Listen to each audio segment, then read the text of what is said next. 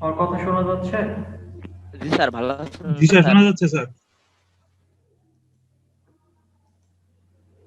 এই তো আলহামদুলিল্লাহ, তোমরা কেমন আছো? আপনি ভালো? আমি ভালো ভালো আছি স্যার। স্যার, আপনি ভালো আছেন? হ্যাঁ, আলহামদুলিল্লাহ।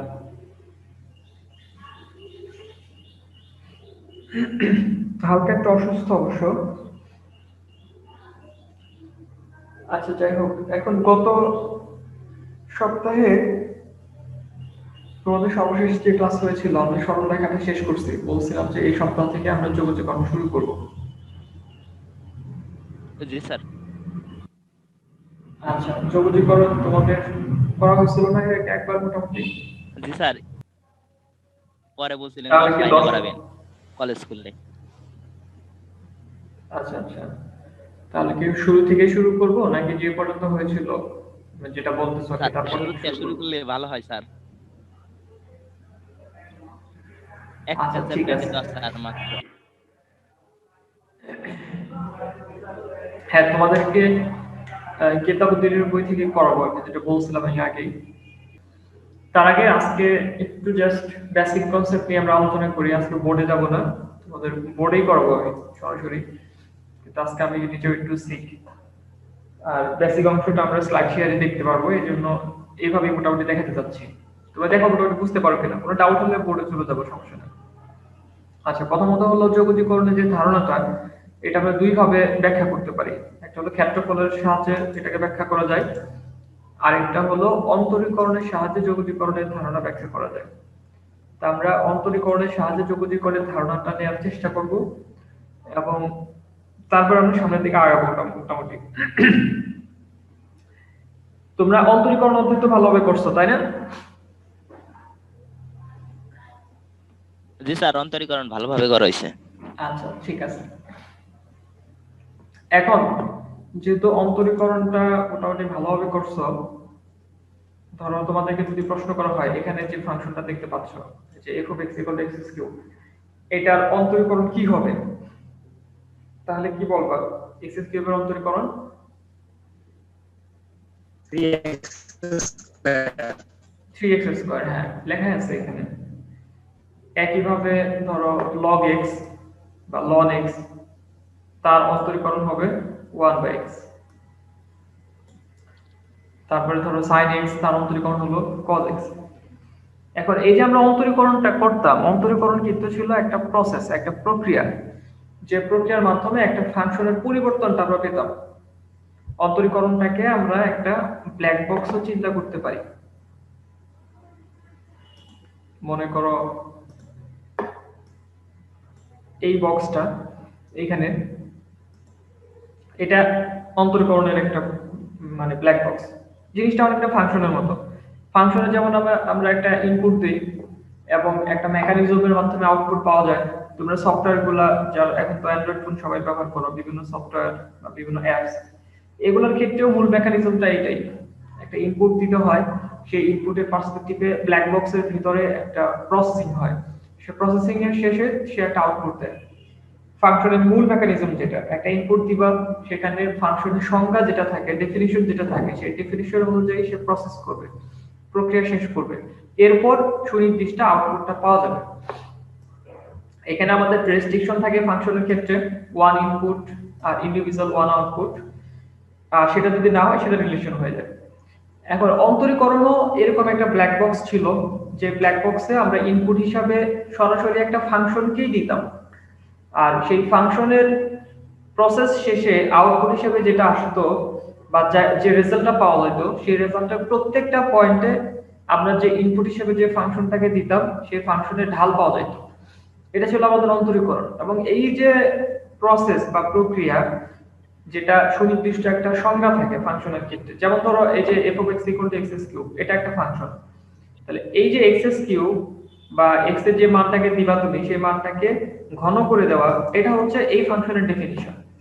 কাজে ব্ল্যাক বক্সের ভেতরে যে প্রসেসটা হবে, সেই প্রসেসটা হবে তুমি যেটাই দিবা ইনপুট, সেটাকে সে ঘন করে দিবে। আর অন্তরীকরণের ক্ষেত্রে সেই ডেফিনিশনটা ছিল মূল নিয়মে, তোমরা প্রত্যেকটা ফাংশনকে যেইভাবে কাজটা করছো, যে ফর্মুলা ব্যবহার করে করছো, সেটা limit x tends to 0 f of x plus h minus f of x divided by h। তো ওই প্রক্রিয়া শেষে একটা ফাংশনের যে আউটপুটটা আমরা পেতাম সেটা ছিল আমাদের অন্তরীকরণের রেজাল্ট বা আউটপুট। আমাদের স্ট্যান্ডার্ড ফাংশনগুলোর ক্ষেত্রে যে আউটপুটটা পাওয়া যেত সেগুলো আমরা ফর্মুলা বলি বা ফর্মুলা হিসেবে ব্যবহার করেছি। আর সেইগুলা ব্যবহার করে বা সেই ফর্মুলাগুলো ব্যবহার করে আমরা অন্যান্য যে ফাংশনগুলো ছিল বিভিন্ন আকারে বিভিন্ন ভাবে, গুণ আকারে, ভাগ আকারে বা পাওয়ার আকারে, ফাংশনের পাওয়ার, ফাংশন আকারে ইত্যাদি সব কেসগুলোই আমরা অন্তরীকরণে করে আসছি। আচ্ছা, এখন এই জন্য এই যে এক্স কিউব এটার অন্তরীকরণ 3x স্কয়ার, তাহলে এই যে 3x স্কয়ার এটাকে বলা হয় x কিউবের অন্তরজ। ওই যে প্রক্রিয়া বললাম ওই প্রক্রিয়া শেষে x কিউব থেকে 3x স্কয়ার পাওয়া যায়। এটা সহজ একটা ফাংশন ছিল, দেখেই বলে দিতে পারছো। বাট অনেক বড় একটা ফাংশনের যখন তুমি সামনে পাবা, সেটাকে তোমাকে যখন অন্তরীকরণ করতে বলা হবে তখন কিন্তু তুমি দেখেই বলে দিতে পারবে না। অন্তরীকরণের প্রক্রিয়াটা শেষ করে তারপর যে রেজাল্টটা আসবে তখন তুমি বলতে পারবে যে আমাদের রেজাল্ট হলো এটা। আচ্ছা, এখন এর বিপরীত প্রশ্নটা তোমাকে যদি করি, বিপরীত প্রশ্ন বলতে কি, এই যে 3x স্কয়ার, এই 3x স্কয়ারটা কার অন্তরজ, অর্থাৎ কোন ফাংশনকে অন্তরীকরণ করে আমরা 3x স্কয়ার পাই। এই বিপরীত প্রশ্নটা করলে এখানে তুমি হয়তো বলতে পারবা দেখেই যে এটা এই যে x কিউবকে মাত্র অন্তরীকরণ করলাম করে 3x স্কয়ার পেয়েছি। বাট অনেক কমপ্লিকেটেড একটা অন্তরজ, অনেক বড় একটা ফাংশনের যে রেজাল্টটা পাওয়া যাবে একটা প্রসেস শেষে, সেই অন্তরজটা তোমাকে যদি হঠাৎ করে দেখিয়ে বলি যে এই অন্তরজটা কোন ফাংশনের, তখন কিন্তু তুমি ওইটা দেখে বলে দিতে পারবে না। তোমাকে কি করতে হবে, তুমি যেই রাস্তায় সামনের দিকে আগাইছো সেই রাস্তায় তোমাকে আবার পিছনের দিকে যাইতে হবে। যেই প্রসেসে তুমি ফাংশন থেকে অন্তরজে পৌঁছাইছো সেই প্রসেসের বিপরীত একটা প্রসেসে অন্তরজ থেকে তোমাকে মূল ফাংশনে যাইতে হবে। এই যে রিভার্স একটা প্রসেস, বিপরীত একটা প্রসেস, এই প্রসেসটাই হলো যোগজীকরণ, যেটাকে বলা হয় অন্তরীকরণের বিপরীত প্রক্রিয়া। বুঝতে পারছো? জি স্যার। আচ্ছা, ঠিক আছে, তাহলে আমরা অন্তরীকরণ থেকে যোগজীকরণের ধারণাটা পেলাম। এরপর হলো যোগজীকরণ ধ্রুবক। আমি ধারাবাহিকভাবে তোমাদের ইম্পর্টেন্ট টপিকগুলো ইন্ডিভিজুয়াল বুঝাই দিই আর কি।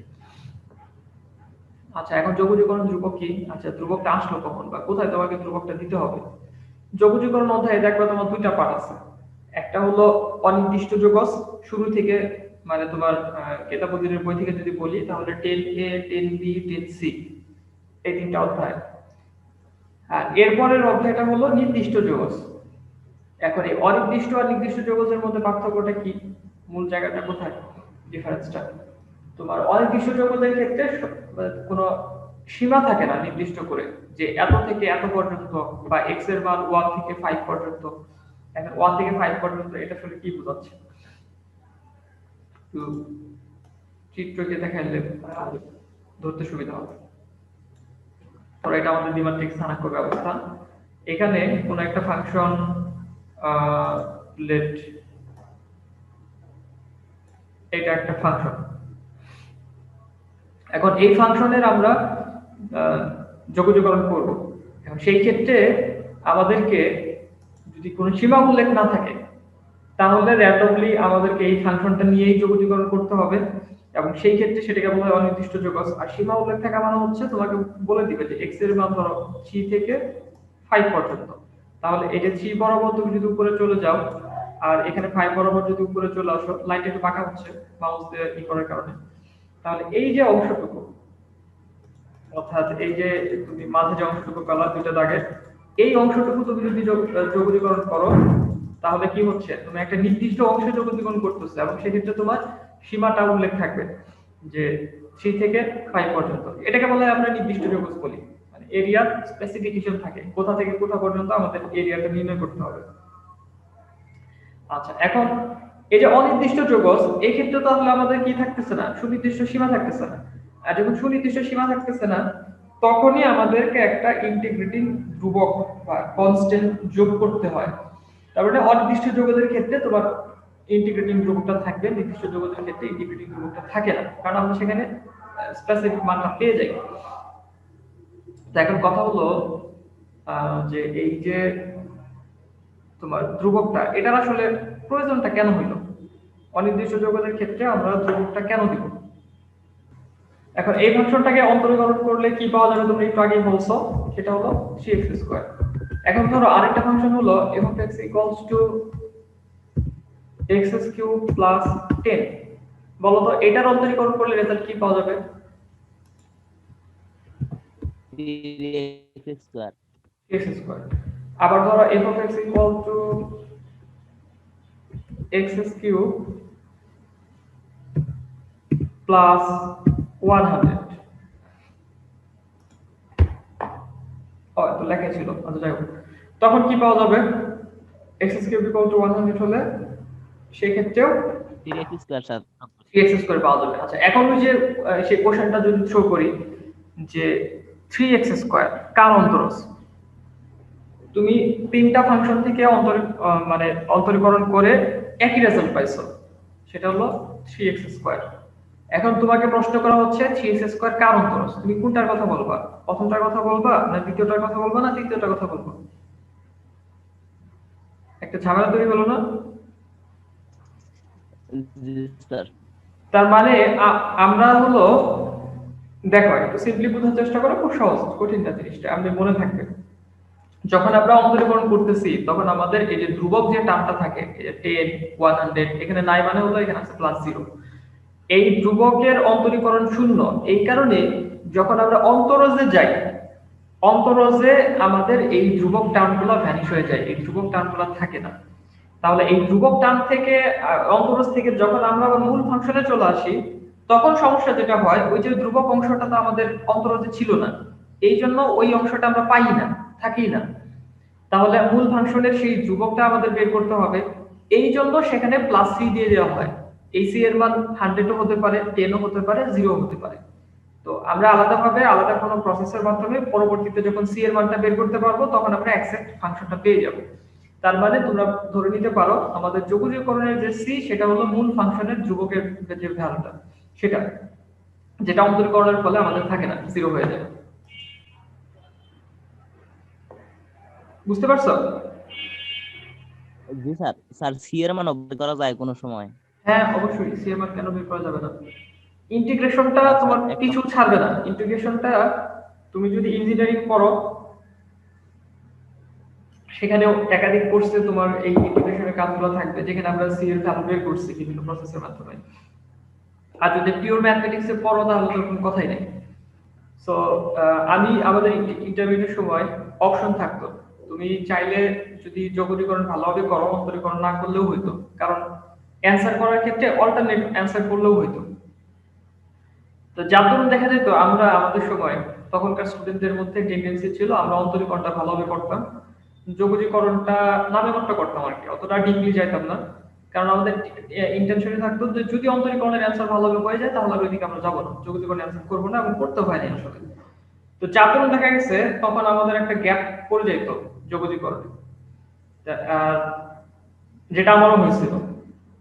পরবর্তীতে দেখা গেছে যখন অনার্সে গেলাম, অনার্সে যাওয়ার পর শুধুমাত্র ফার্স্ট ইয়ারেও ক্যালকুলাস 1 একটা কোর্স আছে, তো সেখানেও মোটামুটি ওই ইন্টারমিডিয়েট যেগুলো পড়ে যাইতেছো এগুলাই থাকে বেশিরভাগ। তো একটা বড় অংশ প্রায় 80% হলো এগুলাই ক্যালকুলাসের বলতে, এই যে অন্তরীকরণ যোগজীকরণে যারা পড়তেছো তার কিছু ম্যাথ বেশি থাকে, কনসেপ্ট বেশি থাকে, এই তো ওই তো 20% এর মতো, আর বাকি সব একই। তো দেখা গেল ফার্স্ট ইয়ার তো ওইটা তো কোনোভাবে পার করে দিলাম, কারণ ইন্টারমিডিয়েট গুলাই ছিল, কভার করতে সমস্যা হয় না। বাট সেকেন্ড ইয়ারে গিয়ে থার্ড ইয়ারে গিয়ে পরে দেখা গেল যে একাধিক কোর্সে অনেক বড় বড় ইন্টিগ্রেশন করতে হচ্ছে, তারপরে হলো বেশ ইসের মতো, তো তখন আবার নতুন করে ভালোভাবে ইন্টিগ্রেশনটা শিখে নিতে হচ্ছে। সো ইন্টিগ্রেশনের মানে প্রয়োগটা অনেক বেশি।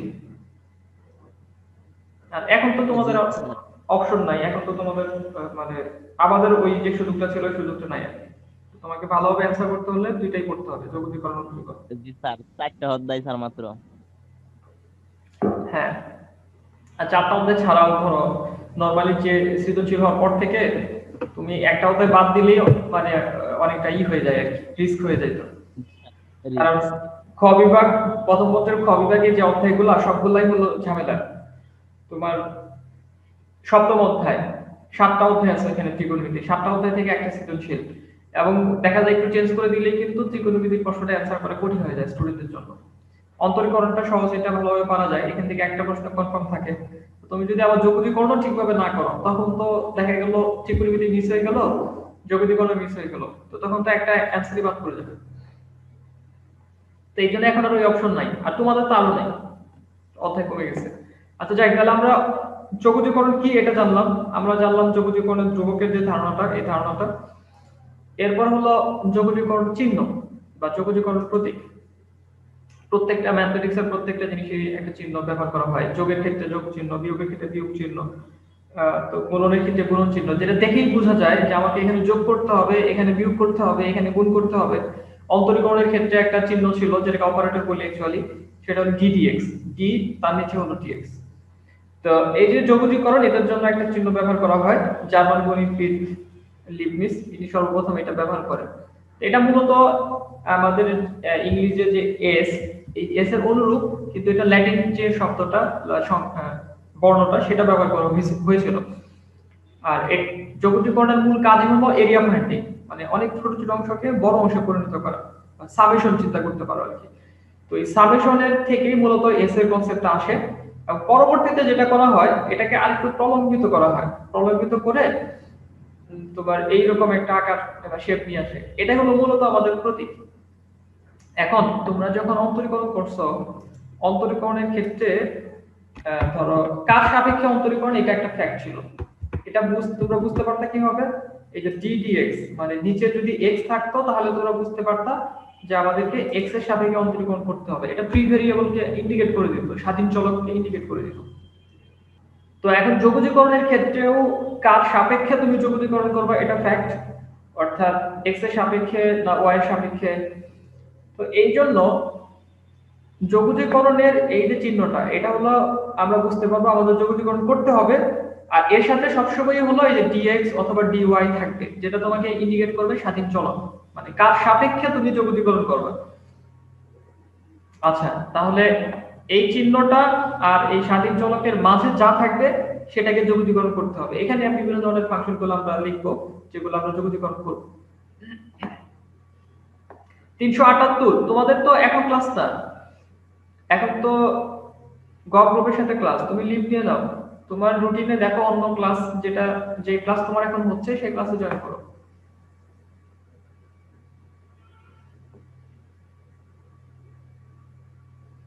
তিনশো আটাত্তর,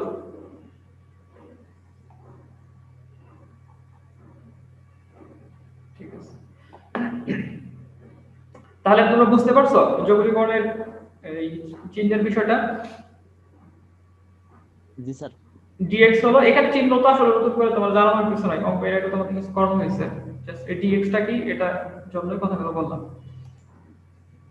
তার মানে এটা আলাদা কিছু না, এটা তোমার চিহ্নেরই অংশ, যোগজীকরণ চিহ্নেরই অংশ, অনেকটা আমাদের ওই ddx যেরকম ছিল সেরকম। আচ্ছা, এখন x এর সাপেক্ষে f(x) এর যোগজীকরণ এই ক্ষেত্রে আমরা নির্ণয় করি, করা হয় এই ক্ষেত্রে x এর সাপেক্ষে f(x) এর যোগজীকরণ, রাইট টু লেফট।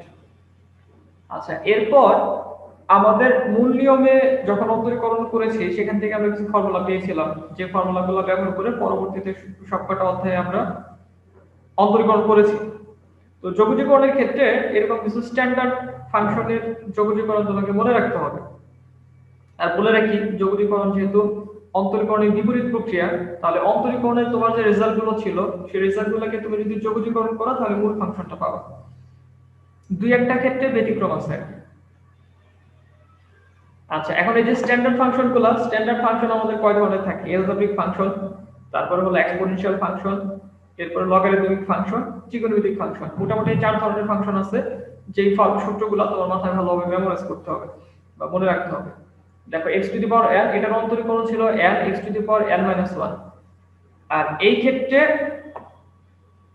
যখন তুমি এটাকে যোগজীকরণ করবে, তাহলে এখানে মাইনাস হইছে, তার উল্টাটা এখানে প্লাস হবে, এখানে গুণ হইছে, এখানে ভাগ হবে। তাহলে এখানে আমরা n, এই যে n - 1 এক কমে গেছে আর n দ্বারা গুণ করে দিছি, আর এখানে x to the power n + 1 divided by n + 1 e to the power mx, e to the power x তো একই দুইটার ক্ষেত্রেই, e to the power mx। দেখো এখানে আমরা m টাকে গুণ করে দিছি, m e to the power mx, তাহলে এখানে জাস্ট ভাগ করে দিতে হবে। তারপরে a to the power x, a to the power x into ln a, তাহলে এখানে a to the power x divided by ln a। আমাদের ddx অফ ln x ছিল 1/x, যোগজীকরণে ln x এর কোনো ফর্মুলা নাই, তার উল্টাটা 1/x dx হবে ln x। এরপরে sin x থেকে cos x পাওয়া গেছে, এখানে cos x থেকে sin x পাওয়া যাবে, cos x থেকে sin x পাওয়া গেছে, sin x থেকে cos x পাওয়া যাবে। ddx অফ tan x হলো sec square x, কাজেই যোগজীকরণে কিন্তু tan x এর কোনো ফর্মুলা নাই, যোগজীকরণে আমাদের sec square x এর ফর্মুলা আছে, sec square x dx থেকে tan x পাওয়া যায়। ddx অফ cot x হলো cos x square x, কাজেই cot x এর যোগজীকরণের ডাইরেক্ট কোনো ফর্মুলা নাই, ডিরাইভড ফর্মুলা আছে, আলাদাভাবে বের করে নিতে হয়। কিন্তু এই যে cos x square x অর্থাৎ তার উল্টাটা, এটা যোগজীকরণ হলো cot x c, যেহেতু অনির্দিষ্ট যোগ্য সেই জন্য c গুলো দেওয়া হয়েছে। sec x থেকে sec x tan x, এই জন্য sec x এর কোনো ফর্মুলা নাই যোগজীকরণে, কিন্তু তার উল্টাটা sec x tan x, এটা থেকে আমরা পাবো sec x, cosec x থেকে cosec x cot x, তার উল্টাটা cosec x cot x থেকে cosec x c। আচ্ছা, এই যেগুলোর কথা বললাম যে তোমার ddx of tan x থেকে sec square x আছে, তো এই জন্য tan x কে আমরা যোগজীকরণ করতে পারবো না, তো এটা হলো স্ট্যান্ডার্ড ফাংশন যখন বিবেচনা করব তখন, বাট এই tan x কে আমরা আলাদাভাবে যোগজীকরণ করতে পারি ফর্মুলা অ্যাপ্লাই করে, এবং সেখান থেকে যেটা পাওয়া যায় ওইটা আমরা অনেক ক্ষেত্রে অঙ্কের মধ্যে সরাসরি ব্যবহার করে থাকি ফর্মুলার মতোই। আচ্ছা, এই চারটা তোমরা তোমাদের প্রথম যে অধ্যায়টা, প্রথম অধ্যায় করার জন্য এই ফর্মুলাগুলো ভালোভাবে মনে রাখতে হবে। প্রথম অধ্যায়টা সহজ, কঠিন কিছু নাই। আচ্ছা, এরপরে হলো যোগজীকরণের কিছু মৌলিক বৈশিষ্ট্য আছে, এই মৌলিক বৈশিষ্ট্যগুলো আলাদাভাবে মুখস্থ করতে হবে না, আর তোমাকে ওইভাবে বুঝতেও হবে না, কারণ তুমি অলরেডি এই ধরনের বৈশিষ্ট্য লিমিটে ব্যবহার করছো, অন্তরীকরণে ব্যবহার করছো। বাট তোমরা যদি এইভাবে দেখো তাহলে তোমাদের কাছে কঠিন লাগবে, আমি বলি তোমরা মনোযোগ দিয়ে শুনো, তাহলে দেখো ইজি লাগবে জিনিসটা।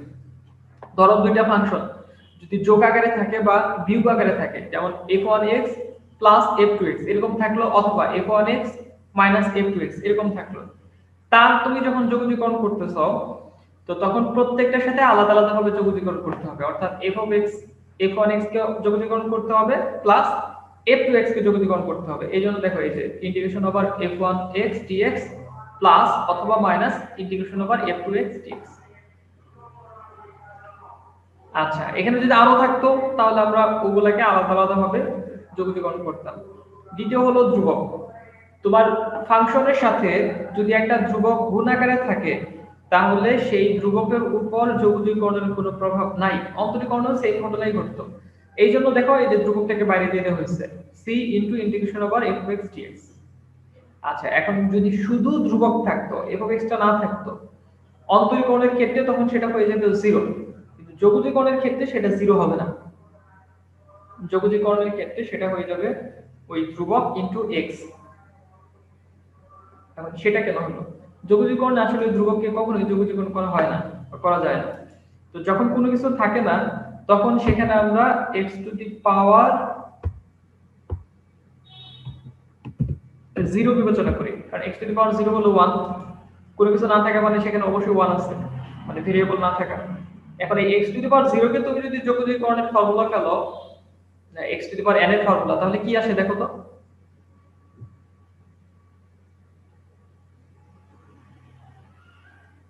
x আসে স্যার, শুধু x আসে, কারণ 0 plus 1 x divided by 0 plus 1 মানে 1। এই জন্য ধ্রুবকের অন্তরীকরণ শূন্য, বাট ধ্রুবকের যোগজীকরণ হলো x, বা dx কে যোগজীকরণ করলে তুমি x। অঙ্কের ক্ষেত্রে বিভিন্ন ভাবে তুমি জিনিসগুলো পাবা, বাট ওটা আসলে কিন্তু এইভাবে যে ধরো ওইখানে তুমি 1 কনসিডার করে x টু দি পাওয়ার 0 যদি নাও সেখান থেকে x পাওয়া যাবে। আচ্ছা, এই হলো আমাদের মোটামুটি বেসিক প্রথম অধ্যায়টা করার জন্য। আরো কিছু অ্যাডভান্স ফর্মুলা বা স্ট্যান্ডার্ড ফর্মুলা আমাদের জানতে হবে, ওগুলা ধারাবাহিকভাবে পরের অধ্যায়গুলো যখন যাব তখন আলোচনা করব ইনশাআল্লাহ। প্রতিস্থাপন পদ্ধতি এটা 10.2। আচ্ছা, আজকে অঙ্কে না যাই, তোমরা নেক্সট ক্লাসে অঙ্কে চলে যাবে ইনশাআল্লাহ। তোমরা এই বেসিক অংশগুলো একটু মোটামুটি দেখো, আর যদি সম্ভব হয় তাহলে 10A এই অঙ্কটা করানো হয়েছিল, 10A তে যে অঙ্কগুলো আছে এই অঙ্কগুলো তোমরা বাসায় নিজেরা করো, করে যে অঙ্কগুলো সমস্যা হবে তাহলে একদিনে এই অধ্যায়টা শেষ করে দেওয়া যাবে, মানে পরবর্তী যে ক্লাসটা থাকবে সেই ক্লাসে।